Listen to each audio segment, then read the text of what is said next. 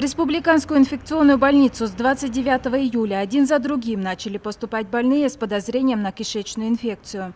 30 июля в правоохранительные органы Кызыла поступило сообщение о массовом обращении граждан в инфекционную больницу. По данному факту региональным следственным комитетом организована проверка. У больных констатировали признаки отравления, температуру, тошноту, общую слабость организма и затуманенность.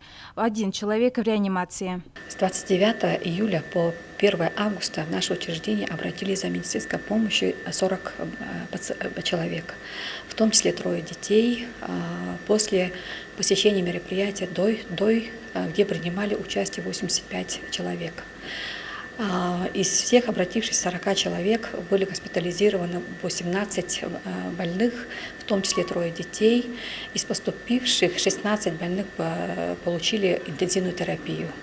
То есть находились в палате интенсивной терапии и получали необходимую терапию. Предварительный диагноз на сегодняшний день у этих больных – кишечная инфекция, гастроэнтероколитная форма, но предварительно мы предполагаем, это сальмонеллезная кишечная инфекция. Как рассказала Сырга Банай, 28 июля всей семьей пошли на торжество. Банкет проводился в одном из кафе общественного питания Кызыла. Вспоминает, что ничего необычного во вкусе поданных блюд не заметила. Всю ночь не спала почти. И под утро уже меня начало тошнить. И позвонила в скорую.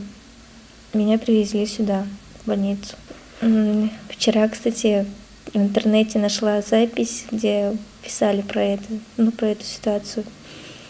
И там кто-то написал, что гости сами привезли эти салаты с собой. Это, конечно, бред полный. Я, моя сестренка и мой папа втроем отравились. Мы втроем ходили. Дядя, тетя, все мои племянники, братья, сестры. Они все почти здесь. Администратор кафе утверждает, что их вина заключается лишь в том, что они приняли от заказчиков банкета лишь одно домашнее блюдо – салат с майонезом.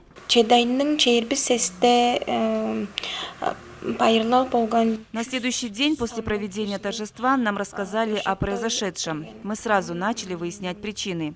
Пришли к выводу, что источником заболевания людей могло быть от предоставленного одного блюда заказчиков. Мы каждый день молимся, чтобы с пострадавшими ничего серьезного не произошло.